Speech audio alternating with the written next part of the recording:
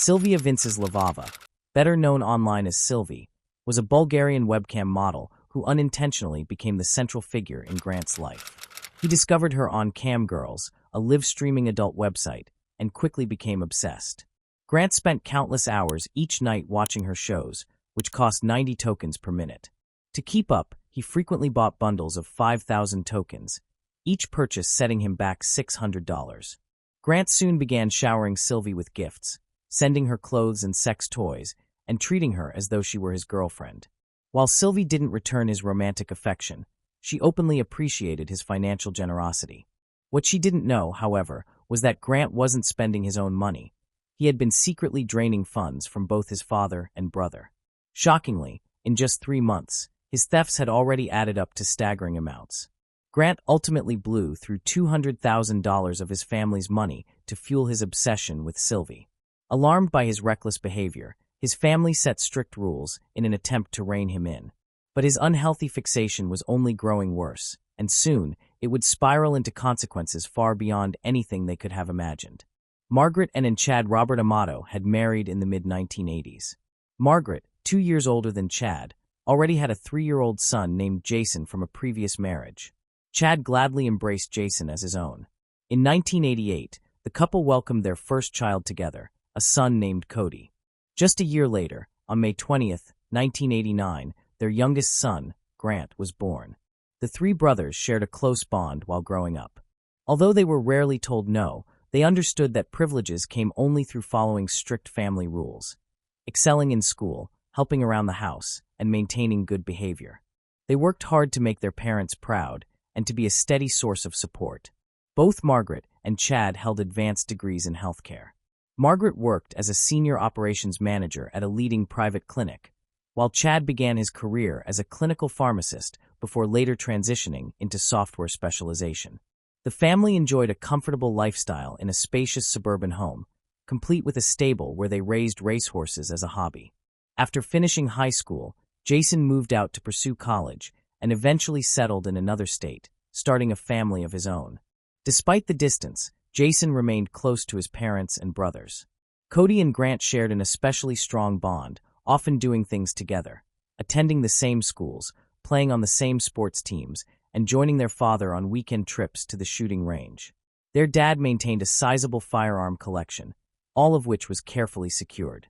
Being the youngest, Grant received extra attention, particularly because he was frail and often unwell as a child.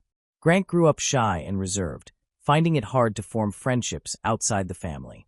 His brothers, especially Cody after Jason moved away, became his closest companions.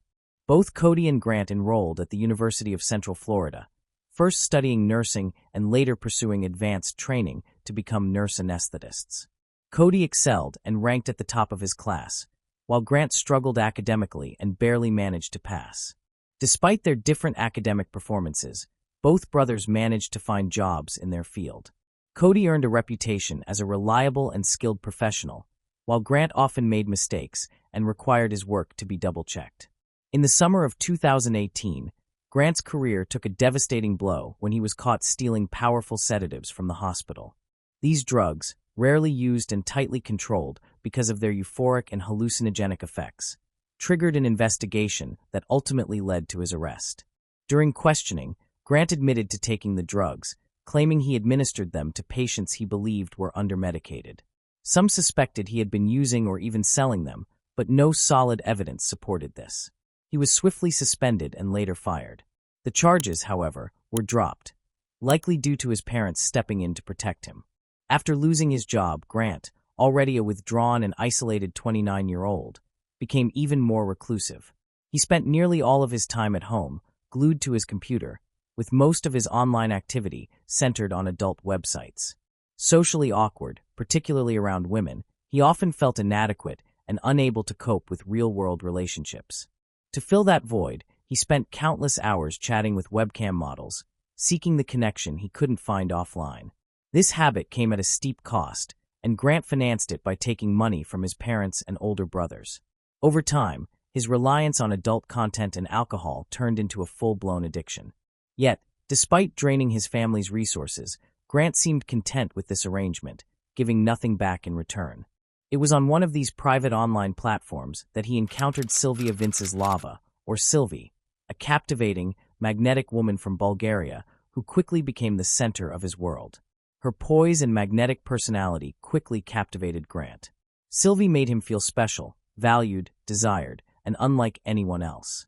Grant convinced himself that their bond was real, that she truly cared for him.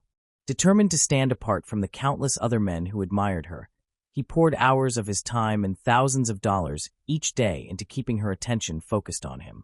He showered her with lavish gifts, luxury lingerie, and jewelry that she proudly displayed during their private video sessions.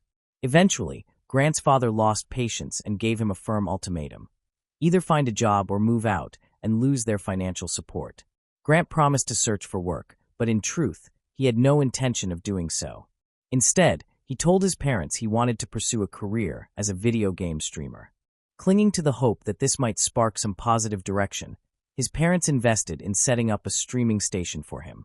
Yet, once Grant had the freedom of privacy, he quickly slipped back into his old habits, spending his time browsing adult-only websites. In August 2018, Cody, Grant's older brother, decided to take a break from routine life and travel to Japan for a new experience. He invited Grant and his best friend, Jeremy, to join him. Cody and Jeremy paid their own way, but Grant's share was covered by their parents. To ensure the money was used properly, they gave it directly to Cody, trusting him to manage it. Throughout the trip, Grant appeared distant and disengaged. He showed little interest in the sights or excursions, spending much of his time glued to his smartphone. Rather than joining the tours, he often stayed behind in the hotel, using his brother's laptop. On one occasion, while Cody and Grant went out to visit a lake near Mount Fuji, Jeremy accidentally left his credit card in the hotel room. Seizing the opportunity, Grant accessed Jeremy's account and stole thousands of dollars, which he quickly funneled into private sessions with Sylvie, his favorite webcam model. Jeremy eventually spotted the missing funds, but assumed it was a case of fraud. He had no idea Grant was responsible and continued to look for answers elsewhere. Meanwhile, Grant became increasingly desperate to win Sylvie's affection. Detached from reality, he began fabricating stories about his life, claiming he owned a large house, ran a thriving business, and had endless money to lavish on her. To support these lies, he sent her enormous sums, sometimes a few $1,000s, and once even as much as $100,000 for her birthday. This reckless spending did not go unnoticed. Grant's parents soon realized the money was being drained directly from their accounts, drawing their attention to his troubling behavior. Initially, he claimed the expenditures were investments in his online streaming project to gain followers, but his parents, Chad and Margaret, soon realized he was lying. A major family argument ensued, leading the family patriarch to demand that Grant leave home. However, his mother and Cody intervened, recognizing Grant's severe internet addiction. The family was shocked to discover that Grant had drained nearly $200,000 from their accounts. A search of his room revealed vials of potent substances, which Grant claimed he used to cope with his struggles. His parents decided to cut off his access to their funds and planned to send him to rehab for drug and internet addiction. Overwhelmed by everything, Grant declared he was done with it all and threatened to end his life. He then fled in his car at high speed. It was later found out that Grant went to his aunt and uncle's house, where he crashed through their fence and hit their garage wall. Understanding the family's distress, his relatives offered him refuge, giving him a place to stay until things calmed down. Grant quickly accepted the offer to stay with his relatives, but the next day he betrayed their kindness by stealing thousands of dollars from their accounts to fund more sessions with Sylvie. When his aunt discovered the theft and informed his parents, they urged her not to involve the police, promising to handle the situation and repay the stolen funds. That very day, Chad went to collect Grant, recognizing the urgent need for intervention. Chad, Margaret, and Cody knew that reasoning with Grant wouldn't work and feared he might commit more thefts if left to his own devices. They gave him a stern choice: either enter a rehab clinic to treat his addictions or face jail time for his thefts. Reluctantly, Grant agreed to the rehabilitation, and he was admitted to the clinic at the end of December 2018. While Grant was in treatment, his parents went through his computer and discovered the depth of his spending. They found Sylvie's profile, the woman who had captivated their son, and uncovered hundreds of videos and messages that Grant had saved. Revisiting them frequently, The family contacted Sylvie to explain that Grant was not the successful businessman he had portrayed himself to be, but rather an unemployed man struggling with addictions, and that the money he had sent her was stolen. Sylvie was indifferent to the revelation, viewing her interactions with Grant as just a job, and she expressed no intention of returning the money.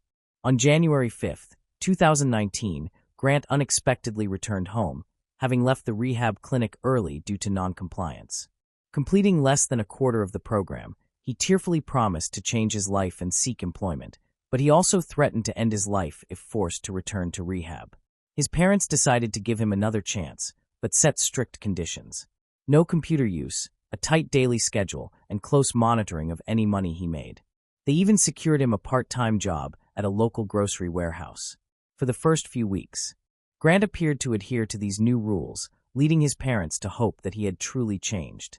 However, on January 24, 2019, everything took a turn when Grant convinced his mother, Margaret, to let him use the laptop briefly to check his email and look for a better job, trusting her son. Margaret agreed, not realizing the mistake she was making.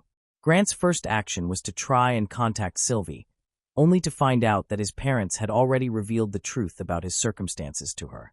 Grant viewed his parents' actions as a betrayal, feeling deeply humiliated in front of Sylvie, the only woman he believed he loved. He thought they deserved to pay for their actions. Chad kept most of the family's collection of firearms securely locked in a large safe and trusted no one with the key. However, Grant knew about another handgun kept loaded in his parents' bedroom. It was this weapon he chose to use. We warn you that we are about to show you graphic images of what happened next. His mother was working on the computer in the home office when Grant silently approached her from behind and fatally shot her in the back of the head. The way her body was positioned suggested she had no time to react or understand what was happening next. He waited for his father, Chad, who was just returning from work, as Chad walked into the kitchen. He was met by Grant and was shot twice in the chest without a chance to defend himself with a chilling calm. Grant then concocted an even darker plan. He decided to frame his brother Cody, who had always supported him and been his closest ally. Cody had since moved out to live with his girlfriend, but Grant lured him back home using his now deceased father's phone. He sent messages pleading with Cody to come home immediately, claiming something terrible had happened. His plan worked as expected. Cody, concerned, left work early and hurried home. As Cody entered the house and reached the bottom of the stairs, Grant shot him. Cody collapsed, mortally wounded, but not immediately dead. Realizing the grim reality of his situation, but unable to alter it, after killing his family, Grant methodically removed his fingerprints from the gun, placed it in Cody's hand to transfer prints, and then left it beside Cody's body to stage the scene as a murder-suicide.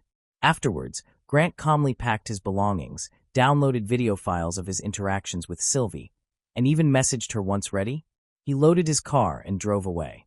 On January 25, 2019, a worried man contacted the police in Seminole County, Florida. He was concerned because his friend and co-worker Cody, a dedicated nurse, had not shown up for his hospital shift, which was completely out of character. Cody had left work slightly early the previous day, hurriedly departing due to urgent family matters, and he even forgot to pick up his paycheck. Cody had not been reachable by phone since then. His girlfriend, who he had recently started living with, mentioned that Cody had gone to his parents' house after a request from his father, but he hadn't come back or made contact. Alarmed by these unusual circumstances, the police were sent to the Amato family's address. The residence, situated in an Orlando suburb, featured a large property complete with a stable and area for walking horses. Cody's car was in the driveway, and lights were visible in various parts of the house, suggesting normalcy. At first glance, there was no evidence of forced entry. The doors and windows were secure when deputies arrived and knocked. There was no response, and calls to the house's landline were also unanswered. The police obtained permission to enter and managed to unlock the back door with a knife to slide the bolt inside. A haunting silence filled the house, yet the lit room suggested someone should be there. The scene, they discovered, was grim. Chad, the 59-year-old family patriarch, was found dead on the kitchen floor, having suffered 2 gunshot wounds to the chest near the main entrance. Cody, aged 31, was found curled up at the bottom of the staircase, also dead in a large pool of blood in the home office. Margaret, 61, appeared as though she might be sleeping with her head on her arm by her computer, but the blood splatter on the monitor and the large stain under her head told a tragic story. Next to Cody's body, the police found a pistol, which forensic analysis later showed had Cody's fingerprints. Initially, it seemed like a horrifying family tragedy where Cody might have killed his parents and then himself, especially since there was no sign of a break-in or any missing items. However, a crucial clue pointed, otherwise smeared blood on the front door indicated it had been locked from the outside by someone leaving the scene, suggesting that the real perpetrator was not among the deceased. The focus quickly shifted to the family's youngest son, 30-year-old Grant, who had been unaccounted for since the evening of the incident. His car, a white Honda, was missing, as were some personal belongings, including a laptop from his room, indicating he had likely fled. Grant was immediately declared a person of interest, and a search began to locate him. The following day, the police quickly tracked down Grant, hiding in a small roadside motel in Orange County. He was arrested without showing surprise, though he appeared disappointed that he was found so quickly. Despite the overwhelming evidence, Grant vehemently denied all charges against him. During his interrogation at the police station, Grant concocted a series of unlikely stories about his father's severe mistreatment towards him, his mother, and his brother. He painted a picture of his father trying to sever his relationship with Sylvie, whom he described as his true and genuine love. When asked about the tragic night of January 24, 2019, Grant's explanations were unclear and inconsistent. He suggested that a violent altercation had erupted between his father and brother. According to Grant, Cody had seized a gun and fatally shot Chad, with their mother Margaret becoming an unintended casualty. Grant maintained that he was not present during the events, claiming he had spent the night in his car after being expelled from the house by his father. He claimed he drove away the next morning, oblivious to the calamity that had occurred. His account was fragmented and lacked credibility, and the evidence increasingly indicated that he was the lone architect of the tragedy. As a result, Grant was arrested and charged as the prime suspect in the brutal triple homicide of his family. With bail set at $750,000, an amount he couldn't afford, he remained behind bars as his trial commenced on July 15, 2019. During the proceedings, a steady stream of witnesses painted a grim picture of Grant's character. Among them were his older brother Jason, other relatives, and Cody's best friend Jeremy, the same friend Grant had stolen from during their Japan trip. They described him as a man consumed by addiction, deceit, and theft. One of the prosecution's most damning pieces of evidence was a large bank transfer made from Chad's account to Grant. Crucially, this transaction occurred only after the rest of the family had been killed, strongly suggesting Grant had manipulated the account to funnel money to himself. It was later uncovered that Grant had accessed his deceased father's account using his fingerprint. Prosecutors pushed for the death penalty, citing the calculated and brutal nature of his crimes, while his defense argued he suffered from mental illness and required psychiatric care rather than execution. On August 12, 2019, the jury reached a verdict. Grant Amato, 30 years old, was convicted of first-degree murder for killing 3 of his family members and sentenced to life in prison without the possibility of parole. When questioned about remorse, Amato coldly replied, "My family had been blaming me for months, for ruining their lives, for stealing, for not following the house rules, so I might as well be blamed for this too."